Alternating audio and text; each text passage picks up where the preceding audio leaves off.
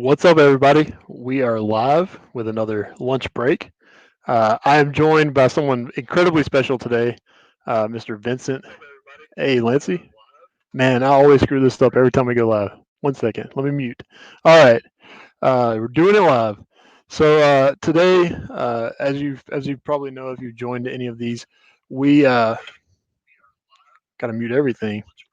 Um, I have a different guest on to join me for lunch, a virtual lunch. And so today I've got a very special guest, Vincent A. Lanci. He has an incredible story. He woke up in a coma in the hospital, didn't know what was going on, was all sorts of out of his element. And he's had a long road to recovery. So he rehabilitated. He learned what happened, and then he now goes around speaking to audiences. He wrote a book, and he's a very inspiring person, just from his story about how failure is never an option. You can't quit. You just have to keep going. So he's got a book. He's got two podcasts. He's just an amazing guy. I'm honored to have him on today for another lunch break live.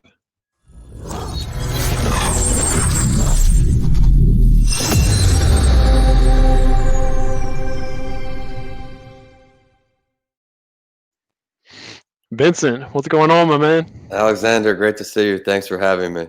Thanks for coming on. So tell me, like, wow, you told me about your background, and I was just kind of blown away. What happened? What's the story? Back in 2013, it was a few days before what should have been my last semester as an undergraduate. We went out to celebrate my friend's birthday over on Soho. I left. I decided to walk home. That way I wouldn't get in the car with somebody drinking or drink and drive myself. And that short walk home almost turned into a death sentence as I was hit by a car while walking from behind that evening. And like you said, woke up about a week later out of a coma, very confused, not sure what was going on. Ended up living in the hospital for about a month as well. And the road to recovery began. Wow, that's crazy. So so waking up in the hospital like that, what was going through your mind? Like what happened? A lot I don't remember in the first, half of the experience between the brain bleeding and the amount of drugs they've given you to deal with the incident. I had traumatic brain injuries. For everybody who's not sure at that, it's a pretty significant injury that alters the way your brain thinks, as well as a metal rod in my leg to straighten out. I had a broken tib and fib to get the leg back. So day by day, piece by piece, you start to recover impatient because you want to recover quickly, but it's been about 7 years now, and there are still changes of the last few years of recovery. Yeah. Well, and just knowing you for the short time that we've known each other, uh, you know, it seems like you're on your A game. You're more productive and happier and more positive than a lot of people that I know. So, how did you take that really negative life event and kind of turn things around? Yeah, so I looked at it as two ways. Either you sit and sulk, which is option A, crying, why me? Why did something life changing happen? I didn't deserve this, that whole category. Or you turn something horrible into something positive because your story, I learned, can inspire other people. I didn't really accept that or understand it at first, that people going through similar situations, an extra voice can pay a large dividend. So I start to do it more. And I realized how many people it's starting to help. So kind of why I created the two podcasts as well. One for entrepreneurs, what it's really like to be an entrepreneur, to inspire future entrepreneurs through our successes, our failures, our stories. And then a mental health break with Vincent A. Lanci. I interview influencers, doctors, and people who are open to speaking about their mental health to help other people battling depression, anxiety, for example, schizophrenia, all of that good stuff to help them. Yeah, and mental health, that's one of my passions from, being mentally ill sometimes, but really, experiencing corporate burnout, that's what kind of led me to start Lunch Pool. Mhm.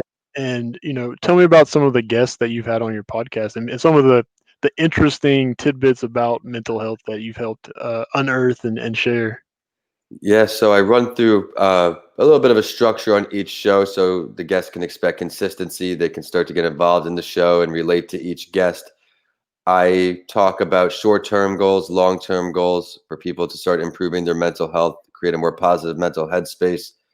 I also introduce a story of someone in the limelight, per se, who has battled form of mental illness to show everybody that you're not alone. It doesn't matter how much money you have or how popular you are in the limelight, doesn't mean you're happy. So it kind of gives the listeners a key to a way for them to relax, realize it will be okay. And it's been a great chance to network. As far as me being hit by a car, I want to expand my network to speak to more audiences, to kind of share my story, to help them tap into the potential they may not see at first. And these doctors are helping me do that. And these influencers and these patients help me reach a whole new audience of people who say, hey, maybe I could hear somebody else's story to get through the day. Yeah, and Try to do my part. exactly, and I think that that's so important. Is we all go through struggles, we all go through trials. Maybe not as sometimes serious as traumatic brain injury, Mhm. but we all have the things that we're battling each day. So I think that what you're doing, sharing your story, and using it to inspire others to tell their stories, I think it's super important. So It's been fun. It's been exceeding my expectations, both in quality and as how much work is involved to producing just one episode. oh yeah, But it's all worth it because people are reaching out to me saying they appreciate the content and the network's starting to grow. I had you on, I believe, episode 2 or 3. oh yeah, Season one's almost over in 2 weeks, where I do a 3 month season, season 1, 2, 3, or what have you. But it's been great, man. I'm just trying to help some people along the way because I know how hard it is with a marketing budget as an entrepreneur, even to spend that in marketing, whether it's on Facebook, Instagram, what have you, if it's even going to be the correct audience that sees that. So at least this is entrepreneur marketing and mental health marketing. It's in the realm, at least, of where I need to be. yeah. No, I think that you're doing it right, and you have a ton of followers, a ton of fans. But the message is, I think, so critical, so crucial. I think it was at the end of the podcast you said, you kind of had your closing remarks, and you said, giving up is never an option. And I think that those words, especially me being an entrepreneur, they really resonated with me, and I think that that's an awesome message. Sometimes it just helps. It's things you hear all the time in your own head.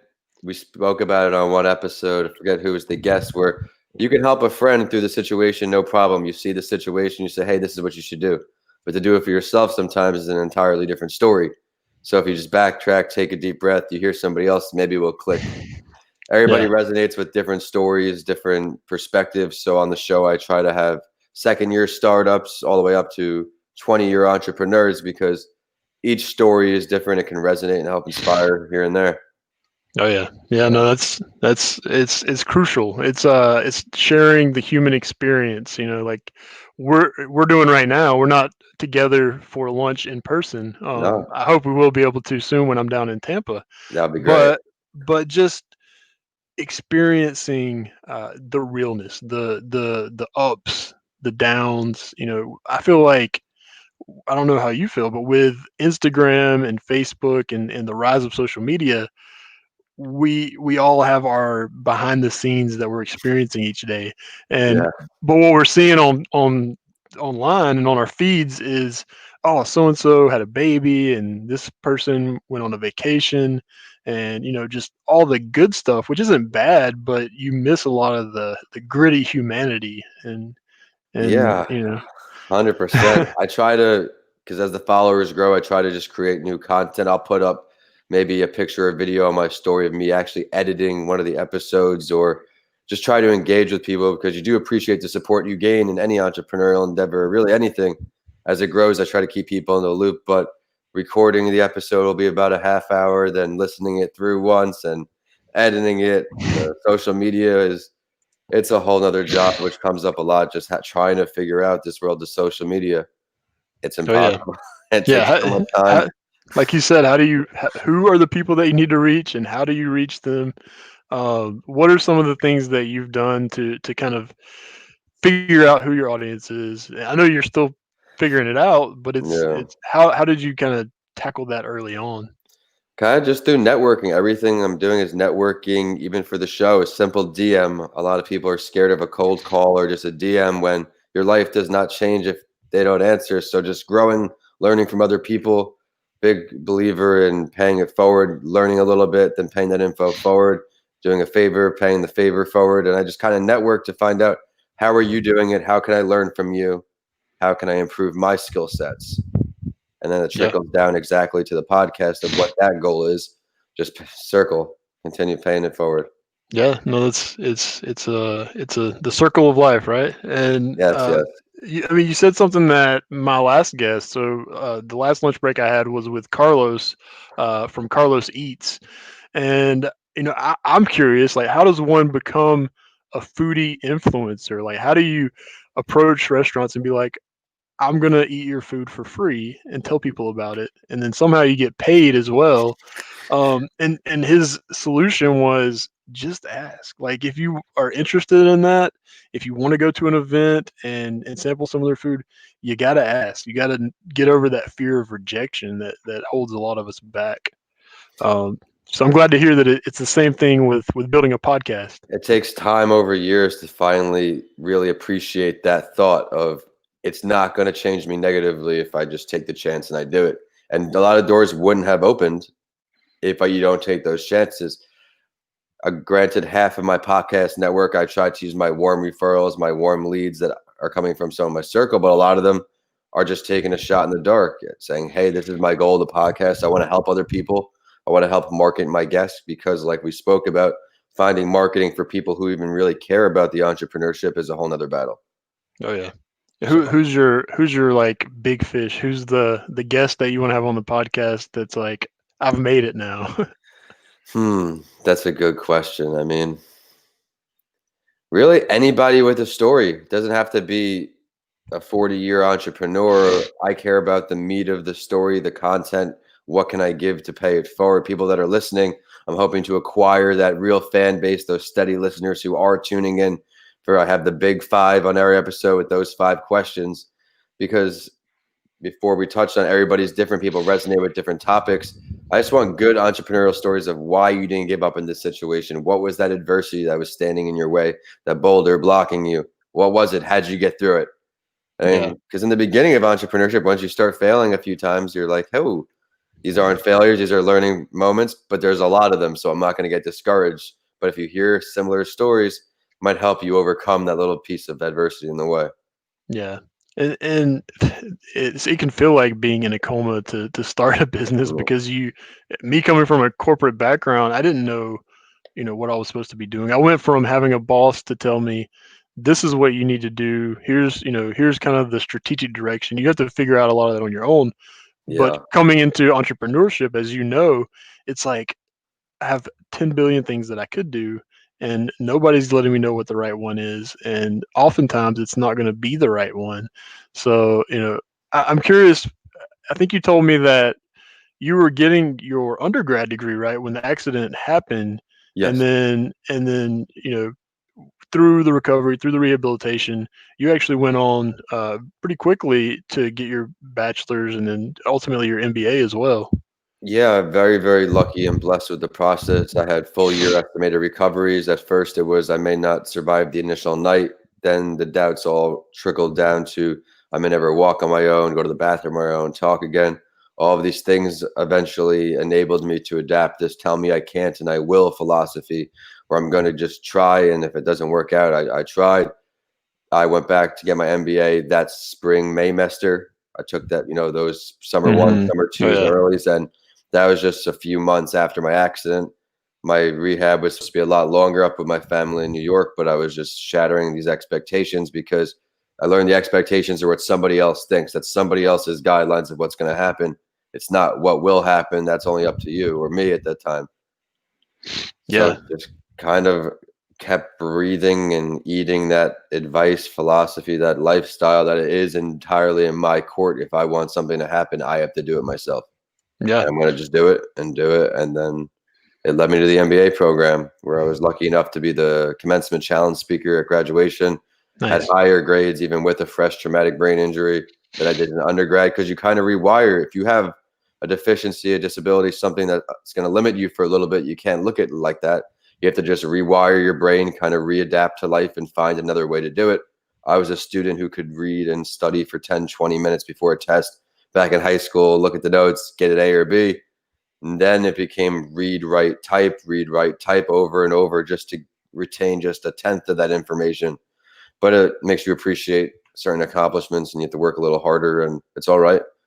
Gives you new life lessons Yeah, and life's always throwing lessons at us. So every it's time. again, I have to just keep going back to your message of failure, giving up is not an option. If you just said if someone tells you you can't do this, you have to take that as a challenge and say, I bet you I can. I think a great example of all that is Kobe Bryant, who just passed away. People that aren't as familiar with basketball, learning about his off the court character and what he was trying to accomplish. He was a big guy also, and just helping other people through your successes, help other people through your failures. And Yeah, I also believe something people forget is there's so much opportunity out there. You don't have to fight and compete with everybody else. Just stay on your own path, and just fight with yourself, compete with yourself, break your own goals. And I think you'll be pretty surprised of what's been going on if you yeah, just focus on yourself, tune out everybody else, and only good things can happen from it. yeah. And it's like that kind of quote or the it may be even a cliche, but they say that comparison is the thief of joy. And going back to the social media, if we don't use it intentionally, it's really easy to see what everybody else is doing in their highlight reel and say, "Man, I suck. I just started this podcast and I only have 10 people watching me, or I have these live videos and we don't have any comments." But who cares? Like you got to keep going, Yep. and you'll get better and you'll get more engaging and engagement, because if you really enjoy what you're doing, like you obviously do, Yeah. it's gonna just pay dividends. So that's You hear that all the time about not comparing your chapter one to somebody else's chapter one, and it is cliche, but it is true. There are some situations where people may have had a faster path to graduation, less college debt, less family problems, less boyfriend girlfriend issues. Like, you can't. Everybody's battling different things, and it's going to happen if you keep working hard. I have thought a lot of things would be super quick. My book, I thought it'd be a 6-month process. Took 4 years to finally let go of my little baby to put it into the world. Everything's just a process, and when you finally embrace the process, literally more than just a thought, it will happen. I can't worry about how many views I have at the beginning of all my things, because it's a long-term thing. Trying to have a long-term show, long-term lunch break show. It's got to be, you got to put the bricks down on the floor before you can get to the top. exactly, yeah. Yeah. And so I've read and I've seen the video, the law of success and law of attraction. Do you believe in things like that? Like, what's the correlation with the power of positive thinking and getting the results that you want? I think positive thinking is everything. I think that progressed my recovery years, if not even more so. Everybody runs differently. I'm a structured person, but a full-time entrepreneur, where that's where my flexibility comes in. You're waking up, what's your first thing you're doing? Are you going to get exercise? I slack for a little bit, but the last few months I've been back with the bed made. First thing I do, have my water, banana, get my first hour and a half of work done. All positive thoughts, listening to positive things, podcasts. I'm interviewing people like we're doing right now every day. What should I get inspired from everybody else on the show? Just kind of just surrounding yourself with those thoughts. If you are in a depressing state or an environment where it's gonna drag you down, eventually you can't stay up forever. You have to find new ways to rejuvenate yourself, stay positive, because the endorphins from going to the gym or exercising, and what all the other, that's not my field, all those other things created from working out, they say it's just as important for your mental health as your physical health. And if your mental health is positive, your day is going to go longer, whether it's meditating or eating right or going to the gym. Just all things that this is your temple. You got to just feed it the right stuff. Yeah, no, it's a good point. And like right now, I've been working from home. I'm in a new city. We moved here for my wife's job, which I love the city. Knoxville's awesome, but it's really cold. It's a lot different than Florida. And so Yeah, it's yeah. in my basement office, it's freezing down here. So that's a you bring up a good point. Maybe I need to readjust my surrounding, because your body's your temple, but your environment also affects your mental state. So Yeah, when I visit my family up in New York in the winter, you're wearing long johns and thermals, and I'm happy because I'm getting spending time with my family. But as far as the weather, I'm not as a happy of mindset when I go outside and have to put a jacket on. yeah. Well, my wife gets on to me. She's like, You're complaining about being cold, but you're wearing a t-shirt and shorts. Like, go put Yeah, on some clothes. This isn't Florida." But I think that your comments on, you know, exercise isn't just about, lifting weights and becoming more strong, but it can actually release those brain chemicals. And it's the yeah. same chemicals that having a good conversation with someone has, or Mhm. eating some good food. So I think that we got to watch out for what we put in our minds, even Right. the media that we consume. That's the biggest part of social media. With the mental health podcast, I'm doing more research, and something came up where the anxiety built off looking at your phone, the information overload you have when you log on to an Instagram, for example, and you're scrolling through, say, 20 pictures, all of that information just thrown at you. It's a lot of information to handle when you actually sit back and think about it. And then for the people who are doing the comparison thing we talk about, this can be a whole nother world. But I go to Oh yeah, sleep, that world's off. I'm on airplane mode. I don't want to wake. I don't want to think about anything. It's yeah, it's tough. Yeah, and it's really what you focus on too, because there's a lot of different information out there, yep. and being overloaded with really stressful stuff can make you make you burn out. Like I've got to stop subscribing to the political stuff, because it's so crazy, and I bring a lot of That's it a up whole on. nother world of a day once you log on to what's with the impeachment and all that. But for me to stay on track with all those distractions, people have all the life distractions, the family and things we spoke about. But this is a whole Mhm. nother distraction. Before I go to bed, I kind of write down what I need to do in the morning. I don't have because I have a laundry list of things that I go through the day, then I prioritize. And at the end of the day, I'll write maybe the first 3 or 4 things I need to do, and then through some advice I learned using a web. You make a big circle and some other circles, because that way the list doesn't pile up. It doesn't give you Mm. anxiety with how much you have to accomplish, but just staying structured and organized. Where once I wake up, I have these 5 things I'm going to attack, and usually I attack those things faster and more efficient than if I wake up and wing it and I have my coffee and I'm slow with the emails, trying to Yeah. multitask too early in the morning. So you're saying you actually compile your to-do list before you go to sleep to In a kind of get it off your in a mind? perfect world, obviously, every day you can't do Yeah. that, but as much as I can, I try to be consistent with that. Something else referred to as like a gratitude journal. You wake up, instead of thinking all these things you don't have, you write down 2 or 3 things you are thankful for. Breathing, ability to be focused today, whatever have you, and you get on with your day. Just little things I've been trying to adapt and instill over time, kind of like taking new vitamins or something. It takes time to get the effects. So just I like the gratitude vitamins. I need to eat those daily.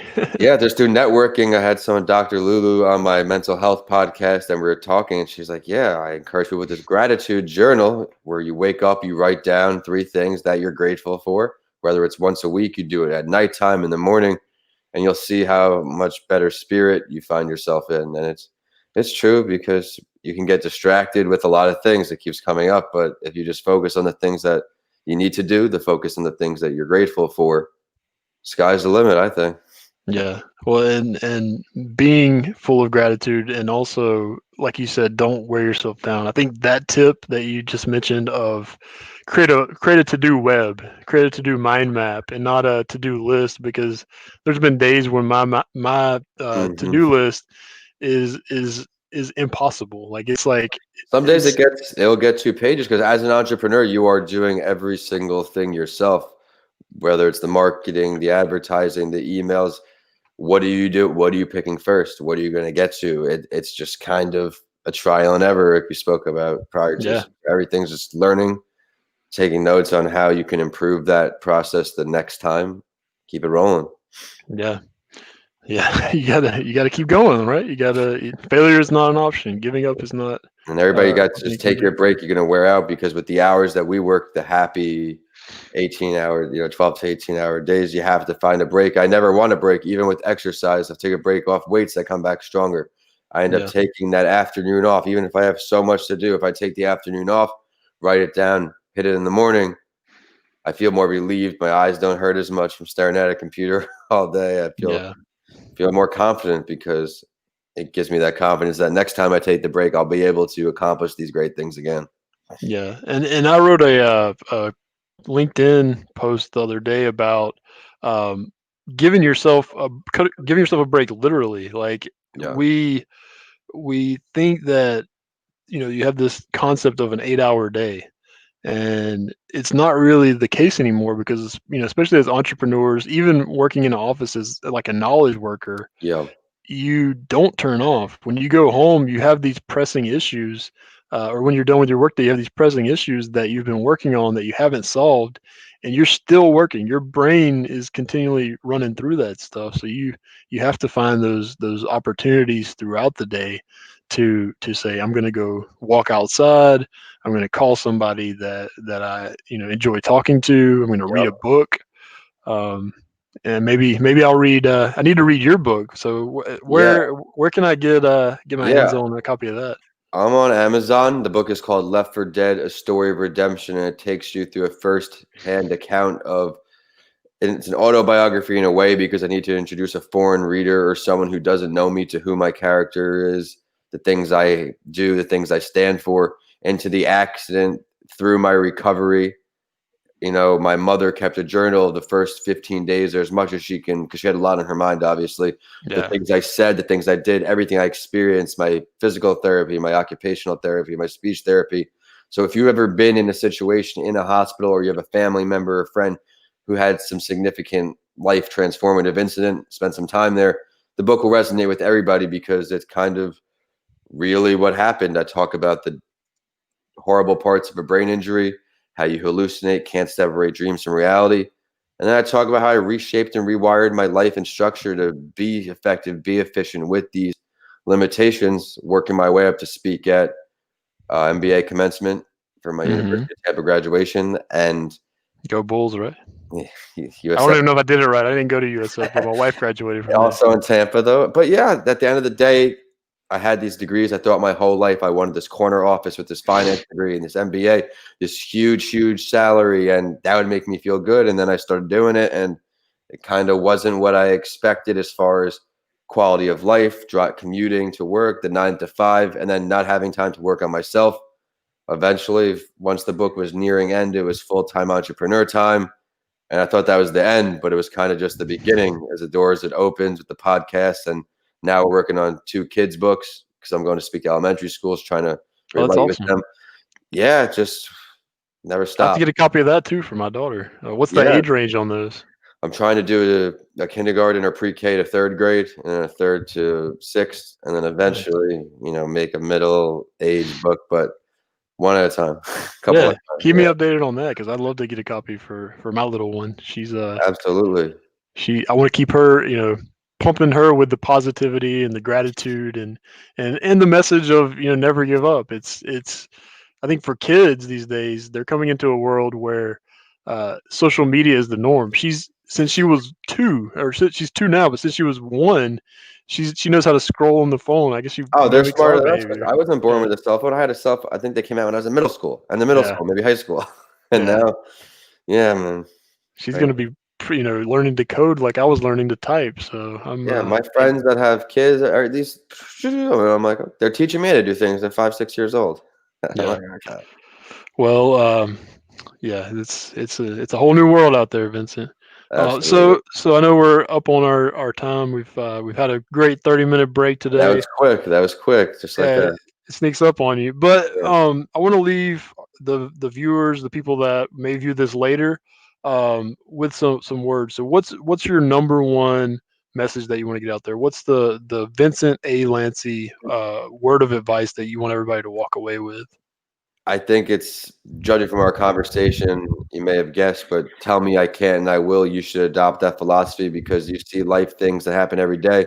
People die from extreme rarity. Kobe Bryant, this is so recent, you can't get it out of your head where someone not too much older than me died in a helicopter crash where life after basketball, he was accomplishing all these things with children's books as well, helping his daughter through basketball, being a family man. If you have a passion project, I'm not saying you have to jump full-time entrepreneur like us, but it might be time to actually make a move on it. Don't let it die out as we die.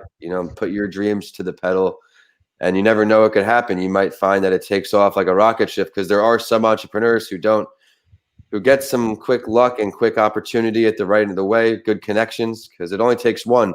You share your story, share your ideas with one person. That one person can change your life. May have been scared of the DM, scared of the cold call, but if you didn't take that chance and that one person didn't have the opportunity to save your life, you'd still be in the same seat wondering, when am I going to take that chance? Just follow your dreams because it is very satisfying. Even if the money isn't right up front, as it does come in and as the dream does get bigger, the the feeling is twice as good, I promise.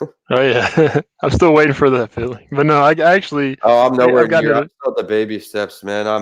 I'm looking forward to upcoming year, end of next year, getting the calendar that Oh much more yeah, filled, getting that many more great guests on my podcast series, and who knows what the next that type of project is after the kids book. So it's just all about working hard, and eventually something will give because I'm still here and I want to be all the way up here. And how much yeah. time it's going It's to all take some about time. hitting those milestones This and dream's only been 5 or 6 years in, and I hope it goes for my whole life. So there's a lot of work to do, and I'm excited.